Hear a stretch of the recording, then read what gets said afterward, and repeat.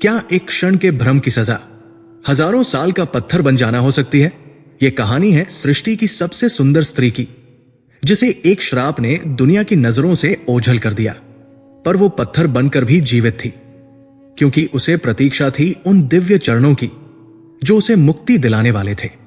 सृष्टि के आरंभिक काल में, जब ब्रह्मांड अपनी युवावस्था में था और समय की धारा अभी अभी बहनी आरंभ हुई थी, तब शून्य के महासागर से चेतना का प्रथम कमल खिला था।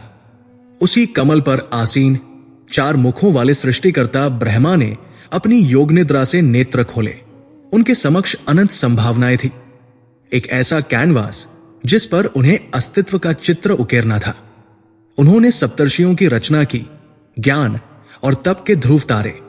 उन्होंने देवताओं को रचा जो ब्रह्मांड के नियमों का संचालन करते थे, और असुरों को जो उन नियमों को चुनौती देते थे। उन्होंने गंधर्वों, किन्नरों, यक्षों और नागों से लोकों को भर दिया। पर्वत उठे, नदियां बही और जीवन ने अंगड़ाई ली। किंतु ब्रह्मा के मन में एक असंतोष था, एक ऐसी कृति की आकांक्षा जो उनकी संपूर्ण सृजन क्षमता का शिखर हो, एक ऐसा स्वरूप जिसमें कोई त्रुटि न हो, कोई खोट न हो, जो स्वयं में पूर्ण हो। उन्होंने अपनी संपूर्ण चेतना को एकाग्र किया, अपने मानस के गहरे सागर में गोता लगाया और उन तत्वों को खोजना आरंभ किया जिनसे वे उस अनुपम कृति का निर्माण कर सकते थे। उन्होंने प्रभात की पहली किरण से उसका तेज लिया, उस किरण से जिसमें रात्रि का अंधकार लेश मात्र भी नहीं था। उन्होंने खिले हुए कमल की पंखुड़ियों से उसकी कोमलता ली, उन पंखुड़ियों पर जमी ओस की बूंदों से उसकी पवित्रता ली। उन्होंने वसंत की पहली बयार से उसका स्पर्श लिया, जिसमें शीत की कठोरता और ग्रीष्म की तपन का अभाव था। उन्होंने वीणा के तारों से झंकृत होने वाले संगीत से उसका स्वर लिया, ऐसा स्वर जिसे सुनकर कोयल भी मौन हो जाए। उन्होंने पूर्णिमा के चंद्रमा से उसका लावण्य लिया, ऐसा लावण्य जिसमें कोई कलंक न था। उन्होंने गहरे सागर से उसकी गंभीरता ली और आकाश से उसकी विशालता। उन्होंने ज्ञान की अग्नि से उसकी बुद्धि को प्रज्वलित किया और करुणा के अमृत से उसके हृदय को सींचा। कण कण जोड़कर, तत्व तत्व मिलाकर, वर्षों की मानसिक तपस्या के पश्चात जब ब्रह्मा ने उस स्वरूप को साकार किया और अपने मानस से उसे प्रकट किया, तो एक क्षण के लिए संपूर्ण ब्रह्मांड गतिहीन हो गया। स्वर्ग में देवताओं ने अपने वाद्य यंत्र रख दिए, सप्तर्षि ध्यान से बाहर आ गए और स्वयं नारायण अपने शेषनाग की शैया पर किंचित मुस्कुरा उठे। वो कोई साधारण स्त्री नहीं थी, वो ब्रह्मा की कल्पना की पराकाष्ठा थी, सृजन का अंतिम शब्द। क्योंकि उसकी रचना में कहीं भी अणु मात्र भी कोई दोष, कोई कमी, कोई हल नहीं था। इसलिए स्वयं सृष्टिकर्ता ने उसे नाम दिया अहल्या। अहल्या अर्थात जिसमें कोई भी कमी न हो, जो सर्वगुण संपन्न और अनिंदनीय हो। उसका सौंदर्य केवल दैहिक नहीं था, वो आत्मिक था। उसकी आंखों में ब्रह्मांड की निर्दोषता झलकती थी। उसकी मुस्कान से मुरझाए फूल भी खिल उठते थे और उसके पग जहां पड़ते थे वहां की भूमि पवित्र हो जाती थी। उसका तेज ऐसा था मानो स्वयं प्रकृति ने अपना सर्वश्रेष्ठ स्वरूप धारण कर लिया हो, और उसे देखकर ऐसा प्रतीत होता था कि सौंदर्य की परिभाषा आज ही गढ़ी गई है। अब ब्रह्मा के समक्ष एक और गहन प्रश्न था, ये अनुपम कृति, ये दिव्य रचना किसे सौंपी जाए? कौन है जो इसके तेज को संभाल सके? कौन है जो इसके आत्मिक सौंदर्य को समझ सके और उसका सम्मान कर सके? स्वर्ग के देवता अपनी विलासिता और शक्ति के अहंकार में डूबे इसके योग्य नहीं थे। उनकी दृष्टि में सौंदर्य केवल भोग की वस्तु थी। अन्य प्राणी अभी उस चेतना के स्तर तक नहीं पहुंचे थे। तब ब्रह्मा की दृष्टि अपने उन मानस पुत्रों पर पड़ी जो ज्ञान और तप के महासागर थे। उनमें भी जो ज्ञान, वैराग्य और तपस्या की अग्नि में तपकर कुंदन बन चुके थे, वे थे महर्षि गौतम। गौतम केवल एक ऋषि नहीं थे, वे एक जीवंत वेद थे। उनका जीवन ही एक यज्ञ था, जिसमें उनकी हर श्वास एक आहुति थी और हर कर्म एक मंत्र। वे सृष्टि के उन रहस्यों को जानते थे जो देवताओं से भी छिपे थे। उनका तप इतना प्रचंड था कि उसके तेज से स्वर्ग का सिंहासन भी प्रकाशित होता और कभी कभी कंपित भी हो जाता था। ब्रह्मा ने निश्चय किया कि अहल्या जैसी आत्मिक पवित्रता केवल गौतम जैसे परम ज्ञानी और तपस्वी के संरक्षण में ही सुरक्षित और सम्मानित रह सकती है। उन्होंने महर्षि गौतम को आमंत्रित किया और अपनी अनुपम कृति, अपनी पुत्री अहल्या को उन्हें पत्नी के रूप में समर्पित कर दिया। उन्होंने कहा, हे पुत्र, मैंने सृष्टि की सबसे पवित्र निधि का सृजन किया है और मैं इसे तुम्हारे संरक्षण में सौंप रहा हूं, जो सृष्टि के सबसे पवित्र आत्माओं में से एक है। इसका सम्मान करना, क्योंकि ये मेरी तपस्या का फल है। महर्षि गौतम और अहल्या का आश्रम पृथ्वी पर स्वर्ग का एक टुकड़ा था। वो किसी राजमहल की तरह भव्य नहीं था, किंतु उसकी दिव्यता और शांति इंद्र के नंदनवन को भी लज्जित करती थी। गंगा की एक सहायक नदी के तट पर घने वनों के बीच स्थित उस आश्रम में प्रकृति अपने सबसे शांत और सुंदर रूप में उपस्थित थी। प्रातःकाल की पहली किरण जब पेड़ों के पत्तों से छनकर आती तो आश्रम के कणकण को सुनहरा कर देती। वेदों की ऋचाएं शांत वातावरण में ऐसे घुल मिल जाती थी जैसे सुगंध हवा में। सैकड़ों शिष्य ज्ञान की खोज में वहां रहते और उनका अनुशासित जीवन आश्रम की आत्मा थी। अग्निहोत्र का पवित्र धुआं वातावरण को निरंतर शुद्ध करता रहता और उस धुएं में मिली यज्ञ की सामग्री की सुगंध मीलों तक फैली रहती। इस स्वर्गिक वातावरण के केंद्र में थी अहल्या। उनकी उपस्थिति ने उस आश्रम को एक साधारण तपोभूमि से एक दिव्य धाम में बदल दिया था। वो केवल महर्षि की पत्नी नहीं थी, वो उस आश्रम की आत्मा थी, उसकी अधिष्ठात्री देवी थी। जब वो यज्ञ के लिए वेदी का लेपन करती तो ऐसा लगता मानो स्वयं भूमि देवी श्रृंगार कर रही हो। जब वो आश्रम के हिरणों को अपने हाथों से तृण खिलाती तो करुणा साकार हो उठती थी। उनका मौन भी संवाद करता था और उनकी मुस्कान सबसे बड़ा आशीर्वाद थी। महर्षि गौतम और अहल्या का संबंध प्रेम और सम्मान की पराकाष्ठा था। वो ज्ञान और सौंदर्य का, तप और प्रकृति का अद्भुत संगम था। गौतम अपनी गहन तपस्या और ध्यान से जब बाहर आते तो अहल्या के मुख की शांति को देखकर उन्हें अपनी साधना पूर्ण होती प्रतीत होती थी। वे उन्हें सृष्टि के गूढ़ रहस्य समझाते, ब्रह्मांड की संरचना और आत्मा के सत्य पर प्रवचन देते। अहल्या उन सभी ज्ञान की बातों को सहजता से ग्रहण कर लेती, मानो वे उन्हें पहले से ही जानती हों। उनका जीवन शांति, ज्ञान और प्रेम का एक ऐसा आदर्श उदाहरण था जिसकी गाथाएं तीनों लोकों में गाई जाने लगी थी। वह एक शांत झील की तरह थी जिसमें गौतम ऋषि का ज्ञान चंद्रमा की तरह प्रतिबिंबित होता था और उस प्रतिबिंब की शीतलता और प्रकाश से संपूर्ण आश्रम प्रकाशित रहता था। समय अपनी गति से बह रहा था और पृथ्वी पर यह जोड़ा धर्म और पवित्रता का पर्याय बन चुका था। परंतु नियति के गर्भ में कुछ और ही लिखा था, और जहां अत्यधिक प्रकाश होता है वहां छायाएं भी गहरी होती है। स्वर्ग में, अमरावती में देवराज इंद्र अपने सिंहासन पर बैठे हुए भी चिंतित थे। उनकी चिंता का कारण कोई असुर या दानव नहीं, बल्कि पृथ्वी के एक शांत कोने में तपस्या कर रहे महर्षि गौतम थे। गौतम के बढ़ते तपतेज की सूचना वायुदेव और अन्य दूत उन तक निरंतर पहुंचा रहे थे। उन्हें यह भय सताने लगा था कि जिस गति से महर्षि की तपस्या बढ़ रही है, वो दिन दूर नहीं जब वे अपनी आध्यात्मिक शक्ति से इंद्र पद के अधिकारी बन जाएंगे। इंद्र का सिंहासन केवल शक्ति का प्रतीक नहीं था, वो विलासिता, अधिकार और स्वर्ग के सुखों का केंद्र भी था। उसे खोने का भय इंद्र को किसी भी सीमा तक ले जा सकता था। उनकी असुरक्षा और ईर्ष्या की अग्नि भीतर ही भीतर सुलग रही थी और वो एक ऐसे अवसर की तलाश में थे जिससे गौतम की तपस्या भंग हो, उनका पुण्य क्षीण हो। इसी उधेड़बुन में एक दिन जब इंद्र अपने ऐरावत पर बैठकर ब्रह्मांड का चक्कर लगा रहे थे, उनकी दृष्टि अनायास ही महर्षि गौतम के आश्रम पर पड़ी। आश्रम की अलौकिक शांति और दिव्यता ने उन्हें आकर्षित किया और फिर उन्होंने उसे देखा। आश्रम के सरोवर में कमल के पुष्पों के बीच खड़ी प्रातःकालीन सूर्य को अर्घ्य देती हुई अहल्या को इंद्र ने अपने जीवन में स्वर्ग की सबसे सुंदर अप्सराओं उर्वशी, मेनका, रंभा को देखा था, उनके सौंदर्य का पान किया था। पर आज जो उन्होंने देखा वो कल्पना से परे था। अहल्या का लावण्य किसी मादक मदिरा की तरह नहीं था, वो गंगा जल की तरह पवित्र और शीतल था। और इसी पवित्रता ने इंद्र की वासना को और भी अधिक भड़का दिया। जिस सौंदर्य को देखकर किसी के मन में श्रद्धा और सम्मान का भाव आना चाहिए था, उसे देखकर इंद्र के मन में अधिकार और भोग की इच्छा जागृत हो गई। उनकी महर्षि गौतम से ईर्ष्या अब दोगुनी हो गई।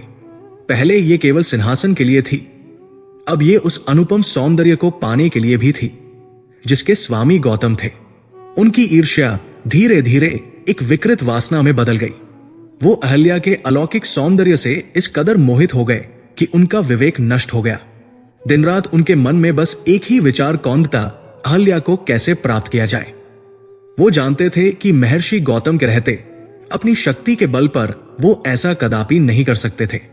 गौतम के क्रोध की एक ज्वाला उन्हें भस्म कर सकती थी। इसलिए उन्होंने सीधे मार्ग के स्थान पर छल और कपट का मार्ग चुना।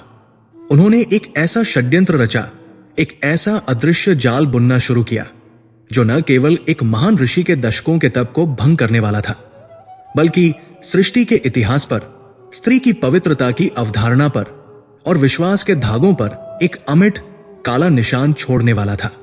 इंद्र ने गौतम की दिनचर्या का सूक्ष्म अध्ययन करना आरंभ कर दिया। उन्होंने अपने दूतों के माध्यम से यह पता लगाया कि महर्षि प्रतिदिन ब्रह्मा मुहूर्त में सूर्योदय से बहुत पहले आश्रम से दूर नदी के सबसे पवित्र घाट पर स्नान और संध्या वंदन के लिए जाते हैं। ये वो समय होता था जब आश्रम में गहन शांति होती थी और अहल्या अकेली होती थी। इंद्र के कुटिल मस्तिष्क में योजना ने आकार लेना शुरू कर दिया। उन्हें एक ऐसा भ्रम रचना था जो महर्षि को समय से पहले ही आश्रम से दूर भेज दे। उन्होंने चंद्रदेव से सहायता मांगी, जो उनके इस पापूर्ण कृत्य में भागीदार बनने से हिचकिचा रहे थे। लेकिन देवराज के आदेश को टालने का साहस उनमें भी नहीं था। षड्यंत्र तैयार था। पात्र अपनी अपनी भूमिका के लिए नियत कर दिए गए थे। अब बस उस अंधकारमयी घड़ी की प्रतीक्षा थी। इंद्र ने उस रात को चुना जब चंद्रमा बादलों में छिपा हुआ था और अंधकार अपने चरम पर था। उनकी योजना के अनुसार अर्धरात्रि के ठीक बाद, जब ब्रह्मा मुहूर्त में अभी कई पहर शेष थे, वो स्वयं महर्षि गौतम का वेश धारण करेंगे और आश्रम के बाहर एक मुर्गे की बांग देंगे, जो ब्रह्मा मुहूर्त के आगमन का संकेत होता है। उन्होंने सोचा कि इस असामयिक बांग को सुनकर महर्षि अपनी दिनचर्या के अनुसार स्नान के लिए निकल जाएंगे और तब वो गौतम के रूप में आश्रम में प्रवेश कर अपने पापूर्ण मनोरथ को सिद्ध करेंगे। वो रात आ गई। प्रकृति भी शायद आने वाले अनर्थ से कांप उठी थी। हवाएं शांत थी, पत्ते भी नहीं हिल रहे थे। आश्रम में सभी शिष्य और पशु पक्षी गहन निद्रा में लीन थे। केवल 2 जनों के नेत्रों में निद्रा नहीं थी। एक महर्षि गौतम, जो अपनी कुटिया में शांत भाव से योग निद्रा में थे, अपनी आत्मा को परमात्मा से जोड़े हुए, और दूसरा आश्रम से कुछ दूर अंधकार के आवरण में छिपा हुआ देवराज इंद्र, जिसका हृदय वासना और षड्यंत्र की उत्तेजना से धड़क रहा था। वो उस क्षण की प्रतीक्षा कर रहा था जब वो सृष्टि के सबसे पवित्र विश्वासों में से एक का हनन कर सके। एक ऐसी सुबह आने वाली थी जो वास्तव में सुबह नहीं, बल्कि एक ऐसे अंधकार की शुरुआत थी जिसमें एक निर्दोष आत्मा को युगों तक पत्थर बनकर रहना था। षड्यंत्र का जाल बिछ चुका था और शिकारी अपनी मान से निकलकर अपने शिकार की ओर पहला कदम बढ़ाने के लिए तैयार था। रात्रि का तीसरा पहर अपनी अंतिम श्वासें ले रहा था। ब्रह्मांड गहन अंधकार की चादर में लिपटा हुआ था और तारे भी मानो किसी अनिष्ट की आशंका में अपनी चमक को धीमा कर चुके थे। महर्षि गौतम के आश्रम से कुछ दूर वृक्षों के घने झुरमुट में देवराज इंद्र प्रतीक्षा कर रहा था। उसका हृदय किसी युद्ध में जाने वाले योद्धा की भांति धड़क रहा था, पर यह वीरता की धड़कन नहीं, बल्कि पाप की कायरतापूर्ण उत्तेजना थी। उसने अपनी दृष्टि आकाश पर गड़ाई, नक्षत्रों की स्थिति को परखा और निश्चय किया कि यही वो क्षण है। उसने अपनी मायावी शक्तियों को एकाग्र किया, अपने कंठ में ब्रह्मांड की ध्वनि को समेटा और फिर उसे एक तीक्ष्ण असामयिक ध्वनि में परिवर्तित कर दिया। एक छद्म कुक्कुट की बांग रात्रि के सन्नाटे को चीरती हुई गूंज उठी। वो ध्वनि इतनी वास्तविक थी कि एक क्षण के लिए आश्रम के आसपास सोए हुए पक्षियों ने भी पंख फड़फड़ाए, भ्रमित होकर जागे और फिर प्रकृति के मौन संकेत को समझकर पुनः शांत हो गए। अपनी कुटिया के भीतर योग निद्रा में लीन महर्षि गौतम के कानों में भी वो ध्वनि पड़ी। उनकी चेतना की गहराई से वे सतह पर लौट आए। ये ब्रह्मा मुहूर्त का संकेत था, उनके नित्य कर्म का आह्वान। एक पल के लिए उनके ज्ञानी मन में एक सूक्ष्म सा संदेह उत्पन्न हुआ। वायु का प्रवाह वैसा नहीं था जैसा ब्रह्मा मुहूर्त में होता है। नक्षत्रों की स्थिति में अभी कुछ समय शेष था।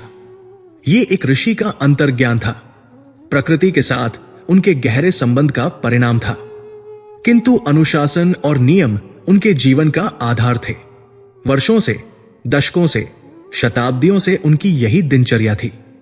उनके मन ने तर्क किया, संभव है ब्रह्मांड की गति में कोई सूक्ष्म परिवर्तन हुआ हो जिसे उनकी चेतना पकड़ न पाई हो।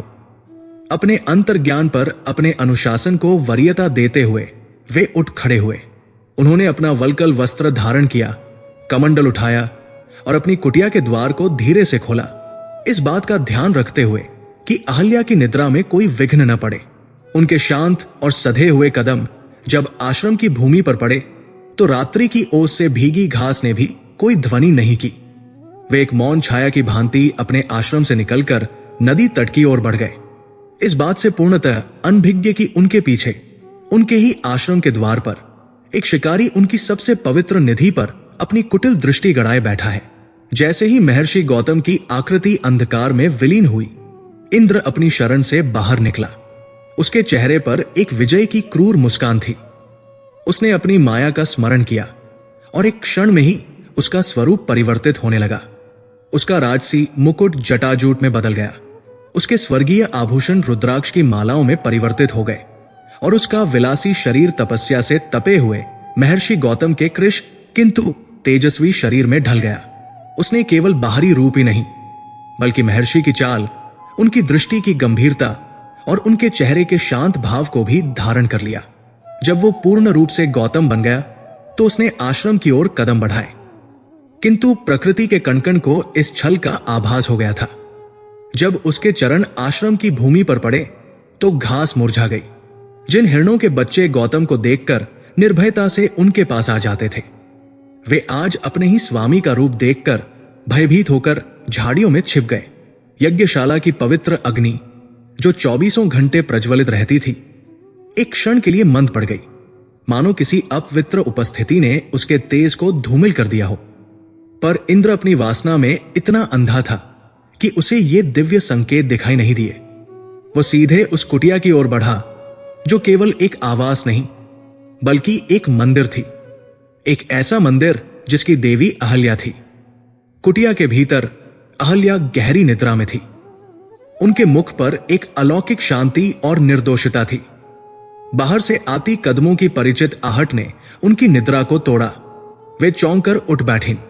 ये तो महर्षि के ही लौटने की ध्वनि थी, पर इतनी शीघ्र उनका हृदय आशंकित हो उठा। क्या वे अपना कमंडल भूल गए, या मार्ग में कोई विघ्न आ गया, या उनका स्वास्थ्य ठीक नहीं है? हजारों विचार उनके पवित्र मन में कौंध गए। उन्होंने द्वार की ओर देखा और महर्षि गौतम को अंदर प्रवेश करते पाया। वे वही थे, उनके पति, उनके गुरु, उनके सर्वस्व। किंतु फिर भी कुछ तो था जो भिन्न था। उनकी आंखों में वह चिरपरिचित शांति नहीं बल्कि एक अनकही उतावली थी। उनके चेहरे पर ध्यान की गंभीरता के स्थान पर एक अजीब सी व्यग्रता थी। अहल्या ने उठकर अपने पतिव्रता धर्म के अनुसार उन्हें प्रणाम करते हुए पूछा, स्वामी, आप इतनी शीघ्र कैसे लौट आए? क्या सब कुशल तो है? नदी तट पर कोई समस्या तो नहीं हुई? एक पल के लिए इंद्र की जिह्वा लड़खड़ाई। उसने अपने जीवन में छल तो बहुत किए थे, पर ऐसी पवित्रता के समक्ष उसका हर शब्द खोखला लग रहा था। फिर उसने स्वयं को संभाला और अपनी मायावी वाणी का प्रयोग किया। उस वाणी में गौतम की ही ध्वनि और गंभीरता घोलते हुए बोला, अहल्ये, आज जब मैं नदी तट पर पहुंचा तो मुझे एक दिव्य आकाशवाणी सुनाई दी। ग्रहों की स्थिति में एक आकस्मिक परिवर्तन हुआ है। एक ऐसा दुर्लभ योग बन रहा है जो सहस्त्र वर्षों में एक बार आता है। यदि इस मुहूर्त में हम एक विशेष अनुष्ठान संपन्न कर ले तो हमें सहस्त्रों वर्षों की तपस्या का फल एक ही क्षण में प्राप्त हो जाएगा। इसी कारण मैं तत्काल लौट आया हूं। इसमें विलंब नहीं कर सकते। अहल्या भ्रमित थी। उनका मन इस तर्क को स्वीकार नहीं कर रहा था। महर्षि तो प्रत्येक खगोलीय घटना के ज्ञाता थे। उनसे कोई भी योग छिपा नहीं रह सकता था। फिर ये आकस्मिकता कैसी? उन्हें अपने पति की आंखों में देखकर एक अपरिचित सी ज्वाला दिखाई दी, जो ज्ञान की नहीं किसी और ही अग्नि की थी। उन्होंने संदेह व्यक्त करने के लिए मुख खोला ही था कि इंद्र ने आगे बढ़कर उनका हाथ पकड़ लिया। वो स्पर्श, वो कोई तपस्वी का संयमित स्पर्श नहीं था। उसमें एक अधिकार की, एक वासना की थी। एक क्षण में अहल्या का भ्रम टूट गया। उनकी आत्मा कांप उठी। ये उनके स्वामी नहीं हो सकते। ये कोई बहुरूपिया है, कोई छलिया है जिसने उनके पति का वेश धारण किया है। उन्होंने अपनी पूरी शक्ति से स्वयं को छुड़ाने का प्रयास किया। उनकी आंखों में भय और घृणा के आंसू भर आए। वो चीखना चाहती थी, पर उस धोखेबाज ने उनके विरोध को अपनी पाश्विक शक्ति से कुचल दिया। इससे पहले कि अहल्या उस माया के आवरण को पूरी तरह चीर पाती और अपनी रक्षा के लिए किसी को पुकार पाती, इंद्र ने अपनी समस्त मर्यादाएं लांघ दी। उसने केवल एक स्त्री के शरीर का ही नहीं, बल्कि एक पत्नी के विश्वास का, एक साध्वी की पवित्रता का और एक ऋषि के तप से सिंचित आश्रम की आत्मा का हनन कर दिया। वो क्षण सृष्टि के इतिहास का सबसे कलंकित क्षण था, जब एक देवता ने अपने पद की गरिमा को धूल में मिला दिया था। ठीक उसी समय जब इंद्र अपने पापूर्ण कृत्य को अंजाम देकर अपनी विजय पर अहंकार कर रहा था, नदी तट पर महर्षि गौतम ने अपना संध्या वंदन पूर्ण किया। जैसे ही उन्होंने सूर्य को अपना अंतिम अर्घ्य दिया, उनके हृदय में एक तीव्र पीड़ा उठी। आश्रम की दिशा से उन्हें एक अपवित्र और नकारात्मक ऊर्जा की लहर आती हुई महसूस हुई, जिसने उनकी आत्मा को झकझोर कर रख दिया। उनका ध्यान भंग हो गया। आश्रम के साथ उनका संबंध केवल भौतिक नहीं, आत्मिक था। वहां के हर पत्ते, हर कण से वे जुड़े हुए थे, और आज उन्हें वह जुड़ाव टूटता हुआ महसूस हुआ, जैसे किसी ने उनकी आत्मा के एक हिस्से को काट दिया हो। एक अनजानी भयानक आशंका से उनका हृदय भर गया और वे तीव्र गति से आश्रम की ओर लौट चले। जैसे जैसे वे आश्रम के निकट पहुंचते गए, अनिष्ट के संकेत और भी स्पष्ट होते गए। पक्षी मौन थे। हवा में एक अजीब सी भारीपन और उदासी थी। जब वे आश्रम के मुख्य द्वार पर पहुंचे तो उन्होंने वह दृश्य देखा जिसने उनके पैरों तले से पृथ्वी खींच ली। उन्होंने अपने ही स्वरूप में, अपने ही वेश में एक व्यक्ति को अपनी कुटिया से शीघ्रता से बाहर निकलते हुए देखा। उस व्यक्ति के चेहरे पर भय और अपराध बोध के भाव स्पष्ट थे। एक क्षण के लिए तो गौतम स्वयं भ्रमित हो गए, ये क्या माया है। किंतु अगले ही पल जब उस छद्म गौतम ने उन्हें देखा तो उसके चेहरे का रंग उड़ गया और उसने भय से अपने देवराज इंद्र के मूल स्वरूप में आना आरंभ कर दिया। गौतम की आंखों ने उस सत्य को देख लिया जो किसी वज्रपात से भी अधिक भयानक था। उन्होंने इंद्र को, देवताओं के राजा को, एक कायर चोर की भांति अपने ही घर से निकलते देखा। क्रोध की एक ऐसी ज्वाला उनके भीतर धधकी जैसी पहले कभी नहीं धधकी थी। उनके दशकों, उनकी शताब्दियों की संचित तपस्या ऊर्जा में बदल गई और उनकी आंखों से अग्नि के स्फुल्लिंग निकलने लगे। इंद्र ने जब ऋषि के उस प्रलयंकारी रूप को देखा तो वो भय से कांप उठा। वो कुछ कहना चाहता था, क्षमा मांगना चाहता था, पर उसके पास शब्द नहीं थे। वो अपनी जान बचाने के लिए भागा। गौतम ने अपनी कुटिया की ओर देखा। द्वार पर खड़ी अहल्या की स्थिति किसी शब्द में बयां नहीं की जा सकती थी।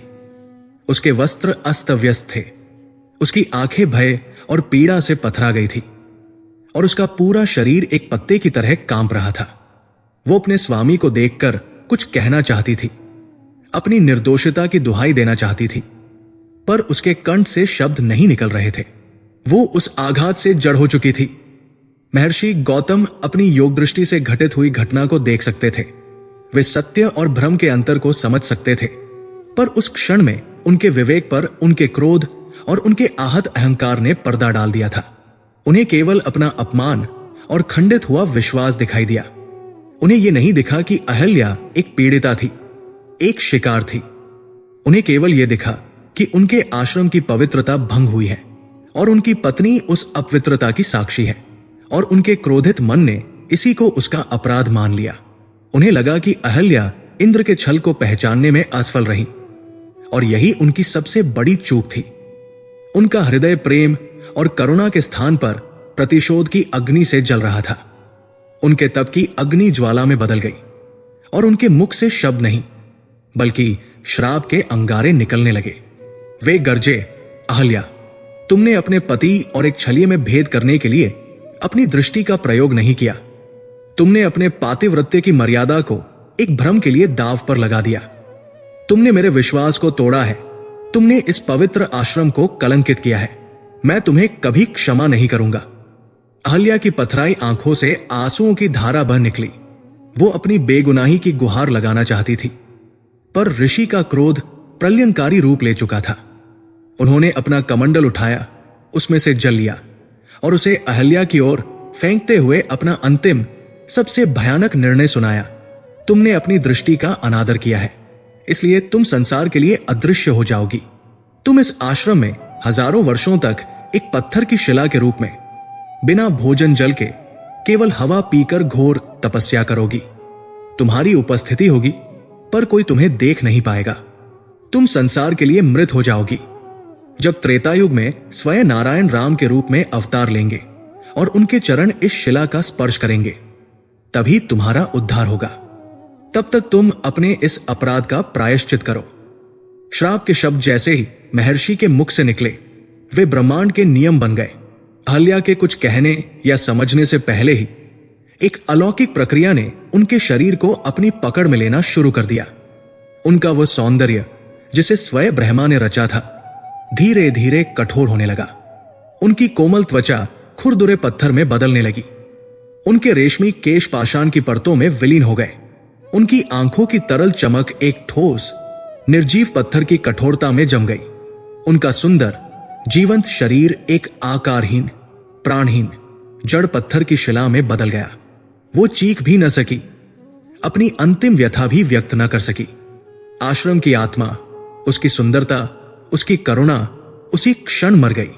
जहां कल तक एक जीवंत पवित्र स्त्री खड़ी थी, वहां अब केवल एक मौन धूसर पत्थर था, जो युगों के श्राप और एक क्षण के भ्रम का मूक साक्षी बनने के लिए अभिशप्त था।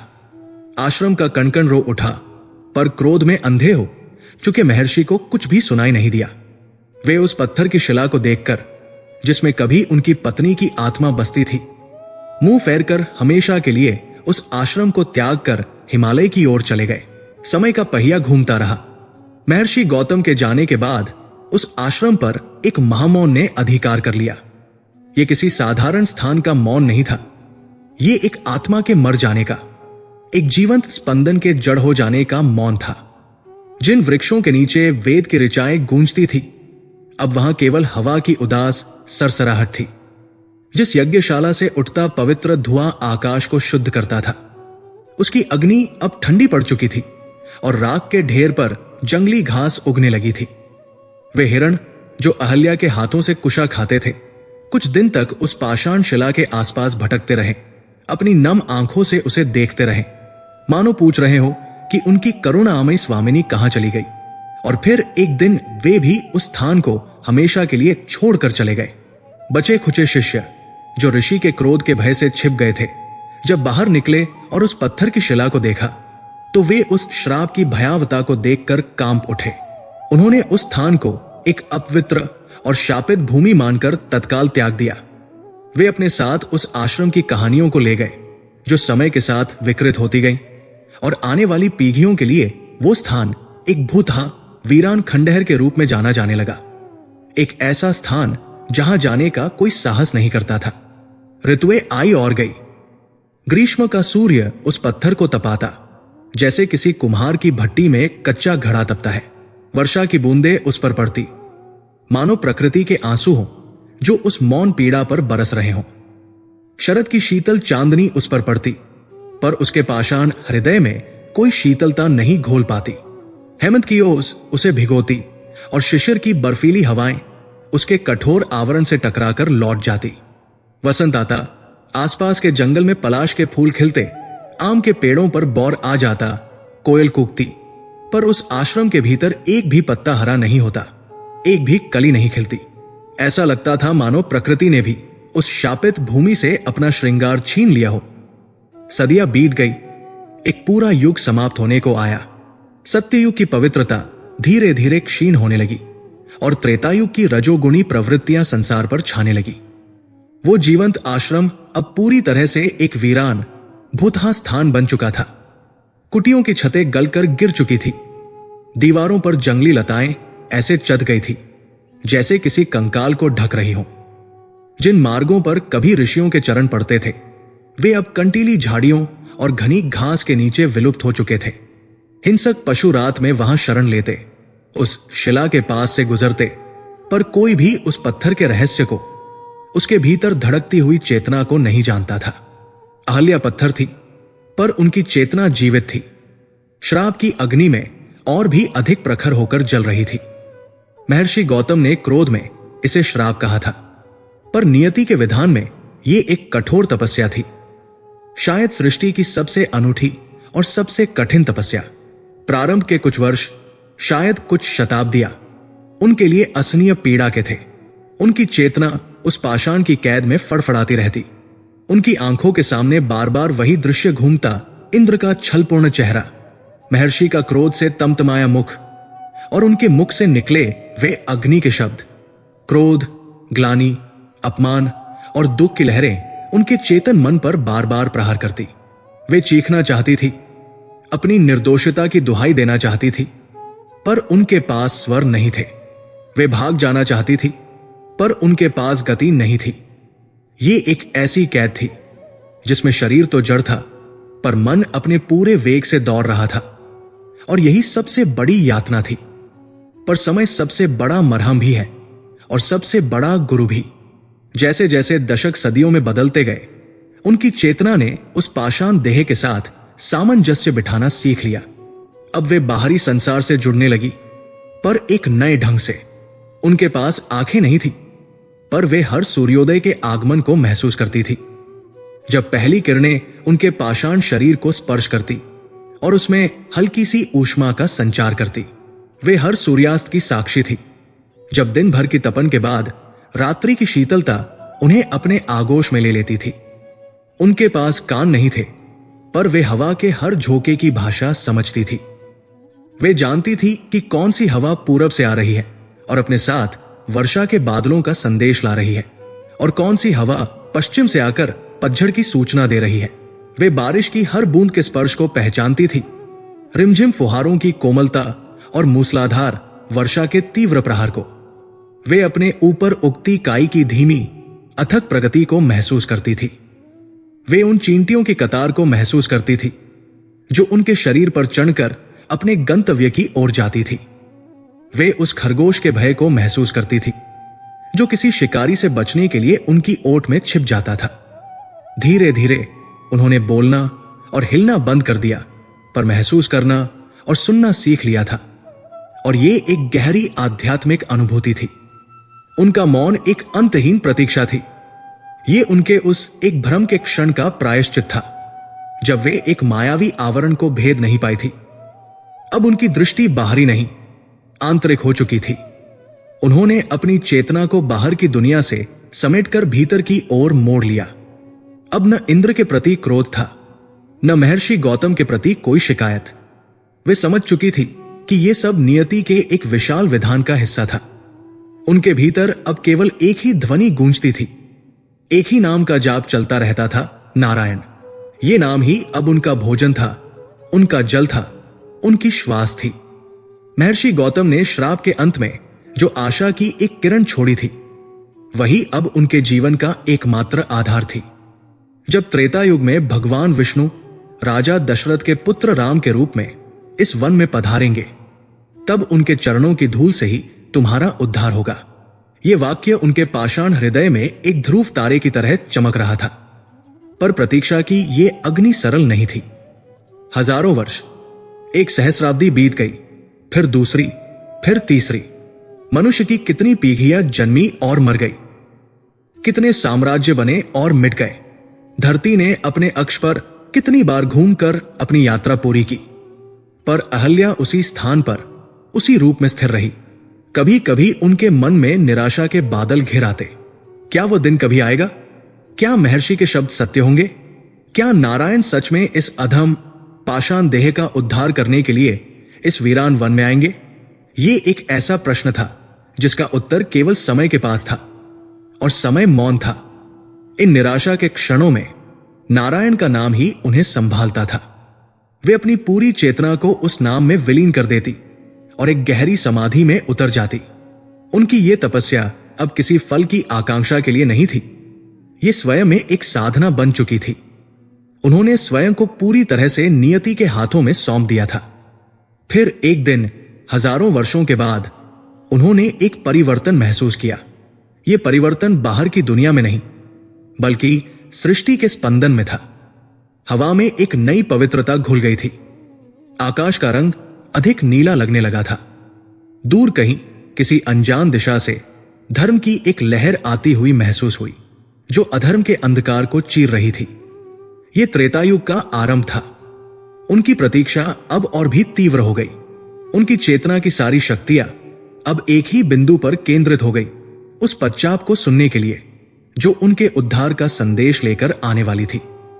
कभी कभी हवा अपने साथ दूर की कहानियां ले आती, किसी पवित्र यज्ञ के धुएं की सुगंध, किसी नगर में बजते मांगलिक गीतों की हल्की सी प्रतिध्वनि। एक बार हवा अपने साथ अयोध्या का नाम उड़ाकर लाई, फिर राजा दशरथ का, और फिर उनके 4 पुत्रों का।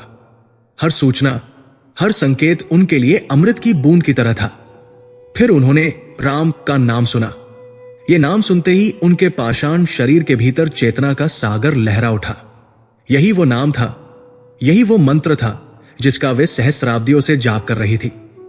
यही उनकी आशा का अंतिम किनारा था।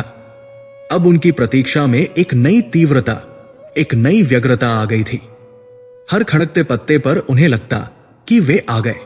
हर दूर से आती आहट पर उनकी चेतना सजग हो जाती। वे सूर्य से पूछती, क्या तुमने उन्हें देखा? वे चंद्रमा से पूछती, क्या तुम आज रात उनके मार्ग को प्रकाशित करोगे? वे हवा से विनती करती, जाओ उनसे कहना तुम्हारी अहल्या युगों से तुम्हारी प्रतीक्षा कर रही है। पर राम कब आएंगे? उनका वनवास कब होगा? वे विश्वामित्र के साथ कब निकलेंगे? वे इस मार्ग पर कब आएंगे? क्या वे कभी आएंगे भी? ये एक ऐसा प्रश्न था जो अब उनकी तपस्या की अंतिम और सबसे कठिन परीक्षा थी। उनकी प्रतीक्षा की अग्नि अब अपने चरम पर थी, जो या तो उन्हें हमेशा के लिए भस्म कर सकती थी या फिर उनके उद्धार के सूर्य का उदय कर सकती थी। उस पत्थर की शिला में धड़कते प्राण अब केवल उसी एक क्षण के लिए जी रहे थे, जब 2 पवित्र चरण उसकी सहस्राब्दियों की पीड़ा का अंत करने के लिए उस पर पड़ने वाले थे। कई युगों की मौन प्रतीक्षा के पश्चात जब पृथ्वी पर अधर्म का भार असहनीय हो गया और धर्म की ज्योति मध्यम पड़ने लगी, तब सरयू नदी के तट पर स्थित अयोध्या नगरी में एक नए सूर्य का उदय हुआ। ये दशरथ नंदन श्रीराम का सूर्य था, जिसकी किरणें समस्त संसार के अंधकार को हरने के लिए ही अवतरित हुई थी। वे केवल एक राजकुमार नहीं थे, वे साक्षात नारायण का मानवीय स्वरूप थे, जो अपनी लीला से धर्म की पुनर्स्थापना करने आए थे। उनका बाल्यकाल और किशोरावस्था अयोध्या के राजप्रासादों में बीता।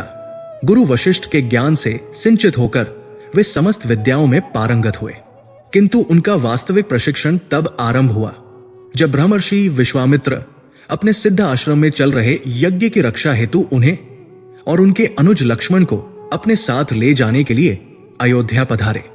ये श्रीराम के जीवन की पहली बड़ी यात्रा थी, महलों की सुरक्षित सीमाओं से निकलकर संसार के यथार्थ से साक्षात्कार करने की यात्रा।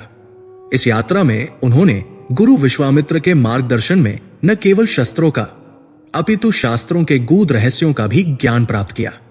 उन्होंने अपने बाणों की शक्ति से ताड़का जैसी भयानक राक्षसी का अंत किया, जिसने अपने आतंक से उस पूरे प्रदेश को उजाड़ बना दिया था। उन्होंने मारीच को अपने एक ही बाण से 100 योजन दूर समुद्र पार फेंक दिया और सुबाहु जैसे यज्ञ विनाशक राक्षस का वध कर सिद्ध आश्रम के ऋषियों को निर्भय किया। विश्वामित्र का यज्ञ निर्विघ्न रूप से संपन्न हुआ और समस्त ऋषि मुनियों ने उन दोनों भाइयों को हृदय से आशीर्वाद दिया।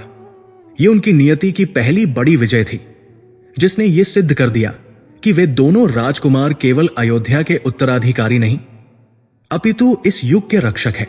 यज्ञ की सफलता के पश्चात विश्वामित्र का मुख एक दिव्य तेज से दमक रहा था। उन्होंने राम और लक्ष्मण की ओर वात्सल्य और गर्व से देखते हुए कहा, पुत्रों, तुमने मेरे यज्ञ की रक्षा कर न केवल इस आश्रम का अपितु समस्त ऋषि समाज का कल्याण किया है। अब मेरे साथ एक और यात्रा पर चलो। विदेहराज जनक ने अपनी पुत्री सीता के लिए एक स्वयंवर का आयोजन किया है। उनके पास भगवान शिव का वह दिव्य धनुष है जिसे आज तक कोई भी योद्धा हिला तक नहीं सका है। मैं चाहता हूं कि तुम दोनों भी उस धनुष को देखो और मिथिला की उस पवित्र भूमि का दर्शन करो। गुरु की आज्ञा शिरोधार्य कर दोनों भाई उनके साथ मिथिला की ओर चल पड़े। ये यात्रा पिछली यात्रा से भिन्न थी। अब उनके कंधों पर किसी यज्ञ की रक्षा का भार नहीं था, बल्कि उनके हृदय में एक नई दुनिया को देखने और जानने की जिज्ञासा थी। विश्वामित्र एक कुशल शिक्षक की भांति मार्ग में पढ़ने वाले प्रत्येक स्थान का ऐतिहासिक और आध्यात्मिक महत्व उन्हें समझाते जाते थे। वे उन्हें उन महान राजाओं की कहानियां सुनाते जिन्होंने उस भूमि पर शासन किया था, उन महान ऋषियों की गाथाएं सुनाते जिन्होंने वहां तपस्या की थी। गंगा और सरयू के संगम की पवित्रता से लेकर विभिन्न तीर्थों के महात्म्य तक विश्वामित्र उनके ज्ञान के भंडार को निरंतर समृद्ध कर रहे थे। राम और लक्ष्मण किसी समर्पित शिष्य की भांति उनके हर शब्द को अपने हृदय में उतार रहे थे। वे हरे भरे खेतों, समृद्ध गांवों और शांत तपोवनों से होकर गुजर रहे थे। प्रकृति अपने सर्वश्रेष्ठ रूप में थी और वातावरण में एक सात्विक शांति व्याप्त थी। किंतु कई दिनों की यात्रा के पश्चात जब वे मिथिला की सीमा के निकट पहुंचने लगे तो परिदृश्य में एक विचित्र परिवर्तन आने लगा। धीरे धीरे पेड़ों की हरियाली कम होने लगी, पक्षियों का कलरव शांत हो गया और हवा में एक अज्ञात सी उदासी और भारीपन घुलने लगा। जैसे जैसे वे आगे बढ़ते गए ये परिवर्तन और भी स्पष्ट होता गया। अब वे एक ऐसे क्षेत्र में प्रवेश कर चुके थे जो पूर्णतः निर्जन और वीरान था। यहां के वृक्ष सूखे और ठूंठ थे, उनकी शाखाएं किसी निराश व्यक्ति की बाहों की तरह आकाश की ओर उठी हुई थी। भूमि बंजर और पथरीली थी, जिस पर घास का एक तिनका भी नहीं उग रहा था। यहां तक कि सूर्य का प्रकाश भी यहां आकर अपनी ऊष्मा और चमक खो देता था और सब कुछ एक धूसर विषादपूर्ण आवरण में लिपटा हुआ प्रतीत होता था। इस स्थान की हवा में एक अजीब सी खामोशी थी, एक ऐसा मौन जो किसी कब्रिस्तान के मौन से भी अधिक भयावह था। यह केवल ध्वनियों का अभाव नहीं था, यह जीवन के स्पंदन का अभाव था। यहां न कोई पशु था, न कोई पक्षी, यहां तक कि हवा की सरसराहट में भी एक दुख का भाव था, मानो वो किसी सदियों पुरानी व्यथा को दोहरा रही हो। दोनों राजकुमार इस वातावरण के प्रभाव को महसूस कर रहे थे। उनके ऊर्जावान और उत्साही मन पर भी इस स्थान की निराशा का प्रभाव पड़ने लगा था। सदा की भांति लक्ष्मण अपने मन के संशय को रोक नहीं पाए। उन्होंने अपने गुरु की ओर मुड़कर विनम्रता से पूछा, गुरुवर, यह कैसा स्थान है? यहां आकर मेरी आत्मा तक कांप उठी है। यह भूमि इतनी निर्जन और वीरान क्यों है? ऐसा प्रतीत होता है जैसे यहां किसी ने सदियों से कदम नहीं रखा है, जैसे यह स्थान किसी श्राप से ग्रसित हो। विश्वामित्र एक पल के लिए रुक गए। वे जानते थे कि यह प्रश्न अवश्य पूछा जाएगा। वास्तव में वे इसी प्रश्न की प्रतीक्षा कर रहे थे। वे राम और लक्ष्मण को जानबूझकर इसी मार्ग से लाए थे। उनकी यात्रा का यह एक महत्वपूर्ण पड़ाव था। उन्होंने उस उजाड़ भूमि पर अपनी दृष्टि दौड़ाई और एक क्षण के लिए उनकी तेजस्वी आंखों में एक गहरी करुणा और वेदना की छाया उतर आई। ऐसा लगा मानो वे केवल सूखी धरती और ठूंठ पेड़ों को नहीं, बल्कि समय की परतों के पार उस कहानी को देख रहे थे जो इस भूमि की हर धूल के कण में दबी हुई थी। उन्होंने एक लंबी गहरी श्वास ली, मानो उस हवा में घुले हुए सहस्राब्दियों के दुख को अपने भीतर महसूस कर रहे हों। फिर वे राम की ओर मुड़े। उनकी दृष्टि में अब केवल एक गुरु का वात्सल्य नहीं, बल्कि एक भविष्य दृष्टा का रहस्य था। उन्होंने अत्यंत गंभीर और शांत स्वर में कहा, पुत्र लक्ष्मण, तुम्हारा अनुमान सही है। यह स्थान साधारण नहीं है, यह एक महान आत्मा की प्रतीक्षा कर रहा है। इतना कहकर वे फिर मौन हो गए, जिससे दोनों भाइयों की जिज्ञासा और भी बढ़ गई। लक्ष्मण ने पुनः पूछने का साहस किया, कैसी प्रतीक्षा गुरुदेव, और कौन है वो महान आत्मा? विश्वामित्र ने अपनी दृष्टि राम पर स्थिर करते हुए कहा, यह आश्रम महान और तेजस्वी महर्षि गौतम का है। एक समय था जब यह स्थान वेद मंत्रों की ध्वनि से गूंजता था। यहां ज्ञान और तप का ऐसा प्रकाश था कि देवता भी यहां आने को लालायत रहते थे। किंतु समय के एक क्रूर प्रहार ने इस जीवंत आश्रम को एक पाषाण समाधि में बदल दिया। महर्षि गौतम का नाम सुनते ही राम और लक्ष्मण ने श्रद्धा से सिर झुकाया। उन्होंने अपने गुरुओं से महर्षि के तप और ज्ञान की अनगिनत कथाएं सुनी थी। उनके मन में यह प्रश्न और भी गहरा हो गया कि ऐसे महान ऋषि का आश्रम इस दुर्दशा को कैसे प्राप्त हुआ। विश्वामित्र ने आगे कहा, इस भूमि की मिट्टी के नीचे एक कहानी दबी है, एक ऐसी कहानी जो मुक्ति की प्रतीक्षा में है, एक ऐसा श्राप है जो वरदान की प्रतीक्षा कर रहा है, एक ऐसी तपस्या है जो अपनी पूर्णाहुति की प्रतीक्षा कर रही है। उनके शब्द किसी पहेली की तरह थे, जो रहस्य के एक द्वार को खोलकर दूसरे द्वार को बंद कर देते थे। उन्होंने सीधे सीधे कुछ भी नहीं बताया, बल्कि वे चाहते थे कि राम स्वयं उस रहस्य की गहराई को महसूस करें। अंत में उन्होंने अपनी भेदक दृष्टि सीधे राम के कमल नयनों में डाली और कहा, और उस दबी हुई कहानी का अगला अध्याय लिखने का समय अब आ गया है। उन्होंने अपना हाथ राम के कंधे पर रखा और उनके स्पर्श में एक दैवीय ऊर्जा का प्रवाह था, एक आदेश था, एक निवेदन था। राम, अयोध्या के राजकुमार, रघुकुल के भूषण, तुम्हें यहां एक ऐसा कार्य संपन्न करना है जो केवल किसी व्यक्ति का उद्धार नहीं करेगा, बल्कि वो धर्म की उस मर्यादा की पुनर्स्थापना करेगा जिसे छल से भंग कर दिया गया था। तुम्हें उस प्रतीक्षा को समाप्त करना है जो युगों से चल रही है। विश्वामित्र के इन शब्दों ने वातावरण को और भी रहस्यमयी और गंभीर बना दिया। श्रीराम अपने गुरु के इन वचनों का मर्म समझ नहीं पा रहे थे।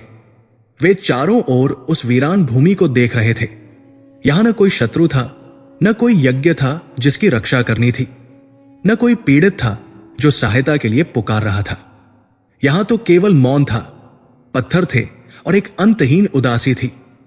वे समझ नहीं पा रहे थे कि इस वीरान मृत प्राय जगह पर उनका ऐसा क्या काम हो सकता है जो धर्म की स्थापना से जुड़ा हो।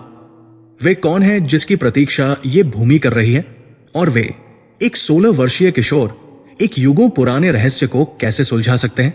उनके मन में सहस्त्रों प्रश्न थे, किंतु गुरु के प्रति उनकी श्रद्धा और आज्ञाकारिता इतनी प्रबल थी कि उन्होंने कोई प्रति प्रश्न नहीं किया। उन्होंने केवल अपने धनुष को और मजबूती से पकड़ लिया, अपनी दृष्टि अपने गुरु के चरणों पर झुका दी और मौन रहकर उनके अगले आदेश की प्रतीक्षा करने लगे। रहस्य गहरा हो गया था और नियति उस आश्रम के द्वार पर खड़ी थी, अपने नायक की प्रतीक्षा में, जो उस पाषाण मौन को तोड़कर एक नई सुबह का आरंभ करने वाला था। विश्वामित्र के रहस्यमयी शब्दों ने श्रीराम और लक्ष्मण के हृदय में जिज्ञासा की एक ऐसी ज्वाला प्रज्वलित कर दी थी जो अब शांत नहीं हो सकती थी। श्रीराम ने अपने कमलवत नेत्रों को गुरु के चरणों से उठाकर उनके मुख की ओर देखा। उन नेत्रों में एक मौन प्रश्न था, एक विनम्र निवेदन था कि इस रहस्य पर से पर्दा उठाया जाए। ब्रह्मर्षि विश्वामित्र श्रीराम के मन की स्थिति को भली भांति समझ रहे थे। वे जानते थे कि अब उस कथा को सुनाने का समय आ गया है, जिस कथा का अंतिम अध्याय लिखने के लिए ही वे रघुकुल के इन 2 दीपकों को इस अंधकारपूर्ण स्थान पर लाए थे। उन्होंने दोनों राजकुमारों को पास के एक अपेक्षाकृत स्वच्छ शिलाखंड पर बैठने का संकेत किया और स्वयं उनके समक्ष खड़े हो गए। उनकी दृष्टि उस उजाड़ आश्रम के खंडहरों पर घूम रही थी, मानो वे अपनी आंखों से समय की धूल को हटाकर उस अतीत को देख रहे हों जिसे वे अब शब्दों में जीवंत करने वाले थे। एक गहरा सन्नाटा था जिसे केवल विश्वामित्र की गंभीर और सधी हुई वाणी ने तोड़ा। उन्होंने कहना आरंभ किया, पुत्रों, आज तुम जिस भूमि पर बैठे हो, यह कोई साधारण भूमि नहीं है। यह महर्षि गौतम की तपोभूमि है, जिनकी पत्नी देवी अहल्या स्वयं सृष्टिकर्ता ब्रह्मा की मानस पुत्री थी। उनका सौंदर्य अलौकिक था और उनका पातिव्रत्य अटूट। उनका जीवन ज्ञान, प्रेम और शांति का एक आदर्श प्रतिमान था। किंतु जैसा कि प्राय होता है, अत्यधिक प्रकाश अपने साथ एक गहरी छाया को भी जन्म देता है। देवराज इंद्र, जो महर्षि गौतम के बढ़ते तपतेज से सदा ही ईर्ष्या करते थे, उनकी दृष्टि अहल्या के अनिंदनीय सौंदर्य पर पड़ी और उनका विवेक वासना की अग्नि में जलकर भस्म हो गया। विश्वामित्र जब यह कथा सुना रहे थे तो उनकी वाणी में एक ऋषि की निर्लिप्तता के साथ साथ एक साक्षी की पीड़ा भी थी। उन्होंने विस्तार से बताया कि किस प्रकार इंद्र ने छल से महर्षि गौतम का वेश धारण किया, किस प्रकार उसने अर्धरात्रि में ही मुर्गे की बांग देकर एक झूठे ब्रह्मा मुहूर्त का भ्रम रचा। उन्होंने उस क्षण का वर्णन किया जब धर्मप्रायण महर्षि अपने नित्य नियम का पालन करने के लिए आश्रम से निकले और इंद्र ने उस अवसर का लाभ उठाकर आश्रम में प्रवेश किया। लक्ष्मण की मुट्ठियां क्रोध से भिंज गई, उनकी भ्रिकुटी तन गई। देवराज इंद्र का यह अधम कृत्य सुनकर उनका क्षत्रिय रक्त उबलने लगा। श्रीराम शांत बैठे सुनते रहे, किंतु उनके मुख पर एक गहरी करुणा और विषाद का भाव उतर आया था। वे उस दृश्य की कल्पना कर रहे थे, एक निर्दोष स्त्री जो अपने पति के प्रति पूर्णतः समर्पित है, कैसे एक भयावह छल का शिकार बन गई। विश्वामित्र ने कथा को आगे बढ़ाया। इससे पहले कि देवी अहल्या उस मायावी इंद्र के छल को पूरी तरह समझ पाती, उसने अपनी मर्यादा लांघ दी और ठीक उसी दुर्भाग्यपूर्ण क्षण में महर्षि गौतम आश्रम लौट आए। उन्होंने द्वार पर अपने ही स्वरूप में इंद्र को निकलते देखा और भीतर भयभीत सहमी हुई अहल्या को देखकर उनका विवेक क्रोध की ज्वाला में विलीन हो गया। उनके सहस्रों वर्षों की तपस्या की ऊर्जा उस क्षण विनाशकारी क्रोध में बदल गई। उन्होंने यह समझने का प्रयास ही नहीं किया कि यह एक छल था। उन्हें केवल अपना अपमान और खंडित हुआ विश्वास दिखाई दिया। विश्वामित्र ने एक गहरी सांस ली और उस महाक्रोध के क्षण में उन्होंने अपनी ही निर्दोष पत्नी को श्राप दे दिया। उन्होंने कहा कि तुम अपने इस अपराध के बोध में हजारों वर्षों तक एक पत्थर की शिला बनकर इसी आश्रम में पड़ी रहोगी, अदृश्य, निराहार, केवल वायु का भक्षण करती हुई तुम घोर तपस्या करोगी। तुम्हारी चेतना जीवित रहेगी पर तुम्हारा शरीर जड़ हो जाएगा। ये एक ऐसी कैद होगी जिसका अंत केवल तब होगा जब त्रेतायुग में स्वयं नारायण श्रीराम के रूप में इस वन में पधारेंगे। कथा के इस बिंदु पर पहुंचकर विश्वामित्र मौन हो गए। श्रीराम और लक्ष्मण पर इस कहानी का गहरा प्रभाव पड़ा था। वे अब उस स्थान की उदासी का कारण समझ गए थे। ये भूमि किसी प्राकृतिक आपदा से वीरान नहीं हुई थी। ये एक महान ऋषि के क्रोध और एक निर्दोष स्त्री की युगों लंबी प्रतीक्षा की पीड़ा से वीरान हुई थी। विश्वामित्र ने अपनी तर्जनी उंगली से उस ओर इशारा किया जहां घनी झाड़ियों और सूखी पत्तियों के ढेर के नीचे एक बड़ा सा आकारहीन पत्थर लगभग अदृश्य सा पड़ा था। वो धूल और काई की परतों से इतना ढका हुआ था कि पहली दृष्टि में उसे पहचानना असंभव था। उन्होंने कहा, राम, वो देखो, वो कोई साधारण पत्थर नहीं है। उसी पाषाण शिला में ब्रह्मा की पुत्री, महर्षि गौतम की पत्नी देवी अहल्या की चेतना सहस्राब्दियों से कैद है, केवल तुम्हारे आगमन की प्रतीक्षा में। श्राप देते समय महर्षि ने कहा था कि जब तुम्हारे पवित्र चरणों की धूल इस शिला का स्पर्श करेगी तभी ये श्राप टूटेगा। आगे बढ़ो पुत्र, ये केवल गुरु की आज्ञा नहीं, ये धर्म का आह्वान है। इस महान आत्मा को इस पीड़ा से मुक्त करो। श्रीराम, जो स्वयं मर्यादा पुरुषोत्तम थे, जो धर्म की हर सूक्ष्मता का पालन करने के लिए ही जन्मे थे, एक पल के लिए झिझक गए। उनका हृदय करुणा से भरा हुआ था। वे उस आत्मा की पीड़ा को अपनी आत्मा में अनुभव कर रहे थे, किंतु उनके मन में एक द्वंद्व उत्पन्न हुआ। एक पराई स्त्री को स्पर्श करना, चाहे वो पत्थर के रूप में ही क्यों न हो, यह उनकी मर्यादा के विरुद्ध था। उन्होंने अपने विवाह के समय एक पत्नी व्रत का जो संकल्प लिया था, यह उसके विरुद्ध था। उनका मन एक क्षण के लिए विचलित हो गया। यह उनके जीवन की पहली बड़ी नैतिक परीक्षा थी, जहां धर्म के दो स्वरूप आपस में टकरा रहे थे।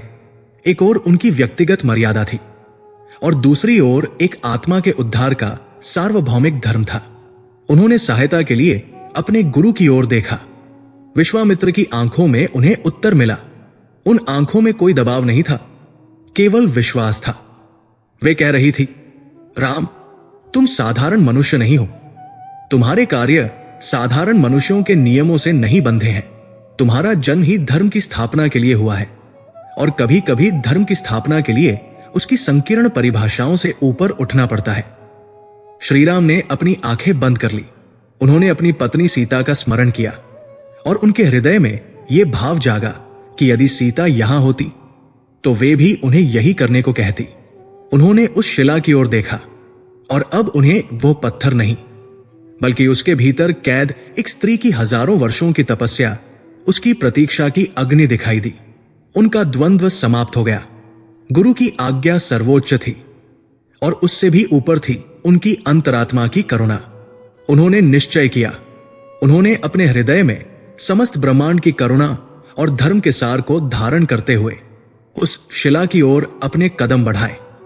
उनके हर कदम के साथ प्रकृति में एक स्पंदन होने लगा। जो हवा सदियों से उदास और भारी थी, वो अब सुगंधित और हल्की होने लगी। सूखे ठूंठ जैसे दिखने वाले वृक्षों में जैसे जीवन का संचार होने लगा। श्रीराम के कदम जब उस शिला के निकट पहुंचे तो वे रुके। उन्होंने जानबूझकर उसे ठोकर नहीं मारी, न ही उसे बलपूर्वक स्पर्श किया। वे बस उसके पास जाकर खड़े हो गए और तभी उनके चलने से उनके पवित्र चरणों के नीचे की भूमि से धूल का एक सूक्ष्म कण उड़ा। वो कण जो नारायण के चरणरज से पवित्र हो चुका था, हवा में एक सुनहरी रेखा खींचता हुआ धीरे धीरे उस पाषाण शिला पर जा गिरा। और फिर जो हुआ वो एक चमत्कार था, एक ऐसा दिव्य दृश्य जिसे देखने के लिए देवता भी आकाश में एकत्र हो गए। जैसे ही उस रजकण ने शिला का स्पर्श किया, उस जड़ प्राणहीन पत्थर के भीतर से एक दिव्य स्पंदन का आरंभ हुआ। एक मधुर दैवीय संगीत की ध्वनि पूरे आश्रम में गूंज उठी। शिला के भीतर से एक अलौकिक दूधिया प्रकाश फूट पड़ा, जो इतना तीव्र था कि एक क्षण के लिए विश्वामित्र और लक्ष्मण को भी अपने नेत्र बंद करने पड़े। उस प्रकाश ने पूरे वन को, पूरे आकाश को ऐसे रोशन कर दिया जैसे सहस्रों सूर्य एक साथ उदय हो गए हों। पत्थर का वो कठोर खुरदुरा आवरण धीरे धीरे चटकने लगा, जैसे कोई बीज अंकुरित होने के लिए अपनी ऊपरी सतह को तोड़ता है। दरारें चौड़ी होती गई और उनमें से वह दिव्य प्रकाश और भी तीव्रता से बाहर आने लगा। देखते ही देखते वो पूरा पाषाण आवरण सुनहरी धूल में बदलकर हवा में विलीन हो गया और उसके स्थान पर, उसी भूमि पर एक तेजस्वी दिव्य स्वरूप प्रकट हुआ। हजारों वर्षों की कठोरतम तपस्या के बाद देवी अहल्या अपने वास्तविक लावण्यमयी स्वरूप में वापस आ गई थी। किंतु अब उनके सौंदर्य में सत्ययुग की निर्दोषता के साथ साथ युगों की तपस्या का एक अभूतपूर्व तेज भी सम्मिलित हो गया था। उनका शरीर स्वर्ण की भांति दमक रहा था। उनके मुख पर एक ऐसी शांत आभा थी जिसे देखकर किसी का भी मस्तक स्वयं ही श्रद्धा से झुक जाए। वे अब केवल एक स्त्री नहीं थी, वे एक सिद्ध तपस्विनी थी जिन्होंने श्राप को साधना में बदल दिया था। उन्होंने धीरे धीरे अपने नेत्र खोले, जिन्हें उन्होंने सहस्रों वर्ष पूर्व एक पत्थर के रूप में बंद किया था। उनकी आंखों के सामने वही किशोर खड़े थे जिनके मुख पर सूर्य का तेज था, जिनकी आंखों में चंद्रमा की शीतलता थी और जिनके अधरों पर संपूर्ण ब्रह्मांड को मोहित करने वाली एक मंद मुस्कान थी। अहल्या ने उन्हें पहचान लिया। ये कोई साधारण राजकुमार नहीं थे, ये वही नारायण थे जिनके नाम का जाप उन्होंने अपनी चेतना के हर कण से युगों युगों तक किया था। ये वही उद्धारकर्ता थे जिनकी प्रतीक्षा में उन्होंने समय के अनंत सागर को पार किया था। उनकी आंखों से कृतज्ञता के अविरल अश्रु बह निकले। ये दुख या पीड़ा के आंसू नहीं थे, ये उस भक्त के आनंद के आंसू थे जिसने अपने भगवान को पा लिया हो। उनका कंठ अवरुद्ध हो गया, शरीर कांपने लगा। वे अपने मुक्तिदाता के चरणों में गिर पड़ी। युगों का मौन टूटा और उनके मुख से जो पहले शब्द निकले वे थे, हे राम, हे रघुनंदन, हे पतित पावन, मैं अधम, मैं जड़, मैं शापित। आपने मेरा उद्धार कर मुझ पर जो कृपा की है उसका ऋण मैं जन्म जन्मांतर तक नहीं चुका सकती। उनका स्वर उस वीणा की तरह था जिसे बहुत समय बाद छेड़ा गया हो, पर उसमें भक्ति का जो माधुर्य था वो स्वर्ग के संगीत को भी लज्जित कर रहा था। आश्रम की मृत प्राय भूमि में पुनः जीवन लौट आया था। धर्म की पुनर्स्थापना हो चुकी थी। एक कहानी जो मुक्ति की प्रतीक्षा में थी, उसे उसका नायक मिल चुका था। जिस क्षण अहल्या अपने पाषाण के कारागार से मुक्त हुई, उस क्षण केवल एक शरीर ही नहीं बल्कि पूरा वातावरण रूपांतरित हो गया। युगों से जमी हुई उदासी और निराशा की परतें एक ही पल में छिन्न भिन्न हो गई। उस निर्जन आश्रम की सूखी डालियों पर नई कोंपलें फूटने लगी। बंजर भूमि में हरी घास का कालीन बिछ गया और वेदी की ठंडी राख में से एक दिव्य सुगंध उठने लगी, मानो सहस्राब्दियों का रुका हुआ यज्ञ आज संपन्न हुआ हो। लक्ष्मण विस्मय से इस चमत्कार को देख रहे थे। उनकी तर्कपूर्ण बुद्धि इस दैवीय घटना के समक्ष नतमस्तक थी। ब्रह्मर्षि विश्वामित्र की आंखों में संतोष और सिद्धि की चमक थी। वे जानते थे कि उनकी यात्रा का यह सबसे महत्वपूर्ण उद्देश्य आज पूर्ण हुआ है। और श्री राम, वे शांत खड़े थे। उनके मुख पर वही सौम्य निर्विकार मुस्कान थी, जैसे ये सब कुछ सृष्टि का एक सहज स्वाभाविक क्रम हो। अहल्या ने जब अपने उद्धारकर्ता को अपने समक्ष खड़े देखा तो एक क्षण के लिए उनकी दृष्टि चकाचौंध हो गई। ये वही स्वरूप था जिसे उन्होंने अपनी चेतना के एकांत में, अपने पाषाण हृदय के मंदिर में हजारों वर्षों तक पूजा था। यह केवल एक राजकुमार का सौंदर्य नहीं था, यह ब्रह्मांड के समस्त सौंदर्य का स्रोत था। उन्होंने अपने कांपते हुए हाथों को जोड़ा और उस आराध्य के चरणों में अपना मस्तक रख दिया। जब उनके आंसू, जो युगों से पत्थर की आंखों में जमे हुए थे, श्रीराम के चरणों पर गिरे, तो वे केवल जल की बूंदें नहीं थी, वे भक्ति, कृतज्ञता और सहस्राब्दियों की तपस्या का सार थी। कुछ क्षणों के मौन के पश्चात जब उनका आवेग कुछ शांत हुआ तो उन्होंने अपना सिर उठाया। उनकी वाणी में अब न कोई भय था, न कोई ग्लानि। ये एक ऐसी आत्मा की वाणी थी जो अग्नि में तपकर शुद्ध हो चुकी थी। उन्होंने कहा, हे राम, हे करुणा के सागर, आपने केवल इस जड़ शिला को प्राण ही नहीं दिए है, आपने मेरे पति महर्षि गौतम के श्राप को भी सम्मान दिया है। यह एक गहन और अप्रत्याशित कथन था। संसार की दृष्टि में श्रीराम ने एक श्राप को तोड़ा था, पर अहल्या की दृष्टि में उन्होंने उस श्राप को उसकी सार्थकता प्रदान की थी। उन्होंने आगे कहा, मेरे स्वामी का क्रोध अकारण नहीं था, वे धर्म की प्रतिमूर्ति है। उनकी दृष्टि में जो हुआ वो विश्वास का खंडन था और उस अपराध के लिए दंड अनिवार्य था। उनका श्राप मेरे लिए दंड नहीं, अपितु प्रायश्चित का एक मार्ग था, शुद्धि की एक प्रक्रिया थी। यदि आप मेरा उद्धार न करते तो मैं अनंत काल तक अपने अपराध के बोध में ही जलती रहती और उनका श्राप केवल एक प्रतिशोध बनकर रह जाता। किंतु आपके चरणरज ने इस श्राप को एक तपस्या के रूप में पूर्णता प्रदान की है। आपने मुझे मुक्ति देकर यह सिद्ध कर दिया है कि पश्चाताप की अग्नि में तपकर हर आत्मा शुद्ध हो सकती है और परमात्मा की करुणा के योग्य बन सकती है। आपने मेरे साथ साथ मेरे पति के सम्मान और उनके वचन की भी रक्षा की है। यह केवल एक स्त्री का उद्धार नहीं था, यह धर्म की एक गूढ़ और गहन व्याख्या थी जो अहल्या के मुख से स्वयं श्रीराम की उपस्थिति में प्रकट हो रही थी। यह घटना एक गहरा और दूरगामी संदेश दे रही थी। श्रीराम ने मौन रहकर केवल अपने एक कृत्य से दुनिया को यह दिखा दिया था कि उनका अवतार केवल शस्त्र उठाकर दुष्टों का संहार करने के लिए नहीं हुआ है, बल्कि उनका अवतार भूले भटकों, पतितों और शापितों पर अपनी करुणा बरसाकर उनका उद्धार करने के लिए भी हुआ है। रावण का वध भविष्य के गर्भ में था, किंतु अहल्या का उद्धार वर्तमान का सत्य था। यह इस बात की स्थापना थी कि रामराज्य का आधार केवल दंड नीति नहीं, अपितु करुणा और क्षमा होगी। उन्होंने यह स्थापित किया कि करुणा और क्षमा क्रोध और दंड से कहीं अधिक शक्तिशाली है। क्रोध तत्काल परिणाम देता है पर वो विनाश करता है। करुणा धैर्य की अपेक्षा करती है पर वो सृजन करती है। वो टूटे हुए को जोड़ती है और मृत प्राय को जीवन देती है। श्रीराम ने अत्यंत विनम्रता से अहल्या को उठाया। उन्होंने कहा, हे देवी, आप महर्षि गौतम की पत्नी और स्वयं सृष्टिकर्ता ब्रह्मा की पुत्री है। आप वंदनीय हैं। ये उद्धार मेरे चरणों की धूल से नहीं, अपितु आपकी अपनी तपस्या के बल से हुआ है। सहस्राब्दियों तक आपने जिस धैर्य और जिस निष्ठा से अपने प्रायश्चित को एक साधना में बदल दिया, ये उसी का फल है। मैं तो केवल एक निमित्त मात्र हूं जो नियति के विधान को पूरा करने यहां आया है। यह श्रीराम की मर्यादा थी।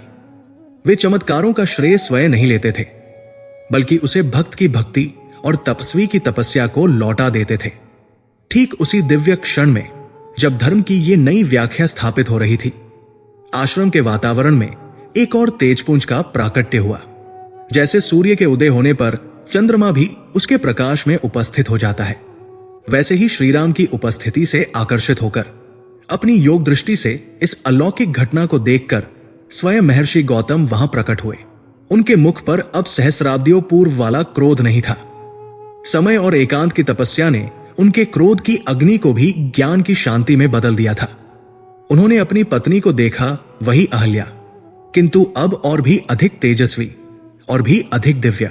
उन्होंने श्रीराम को देखा, जिनके चरणों में उनकी पत्नी नतमस्तक थी। उन्होंने विश्वामित्र को देखा, जिनकी आंखों में एक संतुष्टि का भाव था। एक क्षण में ही महर्षि गौतम ने सब कुछ समझ लिया। वे श्रीराम के समक्ष आए और उनकी आंखों से भी अविरल अश्रुधारा बहन निकली।